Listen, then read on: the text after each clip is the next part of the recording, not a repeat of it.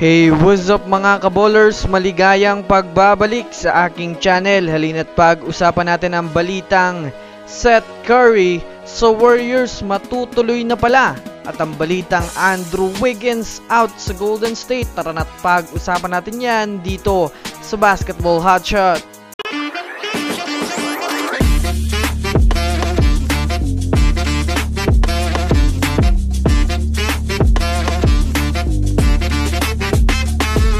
Una nga muna natin pag-usapan mga kaballers ang balita sa nagre-reklamo ang Toronto Raptors sa koponan ng Los Angeles Lakers.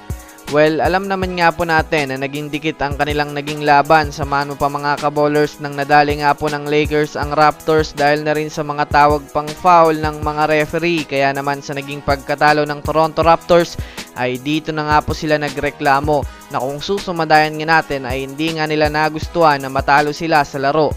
Ayon nga po mga kaballers sa naging post-game interview sa head coach ng Toronto Raptors ay sinabi ganito na bias nga daw ang mga referee dahil mayroon nga daw itong mga wrong calls kanina na siya naman daw ginamit ng Lakers para manalo sa kanilang laban. Kung susumadayan nga natin mga kaballers, medyo nagpadala nga itong coach ng Toronto Raptors sa emosyon kaya napagsalitaan niya ng hindi maganda ang mga referee. Dagdag pa nga nito mga kaballers na kung alam lang nga daw nila na ganito ang kalalabasan ng kanilang naging laro ay dapat nga daw ibinigay na lang nila sa Lakers ang panalo at hindi na naglaro pa.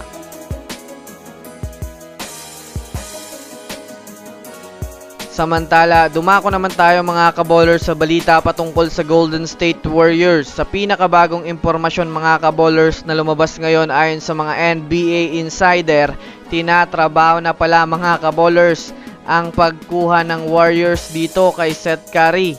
Well, kilala naman nga natin ito bilang isang kapatid ni Stephen Curry na isang veteranong shooter na talagang hindi mo pwedeng pabayaan na lang sa 3 points dahil tiyak na pasok talaga ito. Sa kasalukuyan nga mga kaballers ay talagang nakakasorpresa itong balitang ito pero aabangan pa rin natin ang mga karagdagang impormasyon.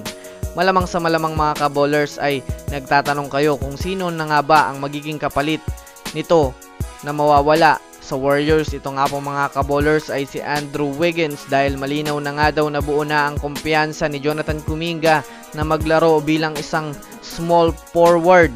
Kung susumadayan nga natin mga kaballers, kapag natuloy ito ay magkakaroon ng Warriors ng dagdag 3-pointer habang ang Dallas Mavericks naman ay magkakaroon ng dagdag puwersa sa ilalim ng basket. Kaya labas mga Golden State Warriors fans, papayag ba kayo mga kaballers sa magiging trade na ito? I-comment sa ibaba. So that's it for today's video mga kaballers. Yan lang ang ating pag-uusapan sa ngayon. Pindutin ang subscribe and hit nyo na rin ang notification bell para sa mga susunod na updates sa mundo ng basketball. Again, this is Basketball Hotshots. Thanks for watching.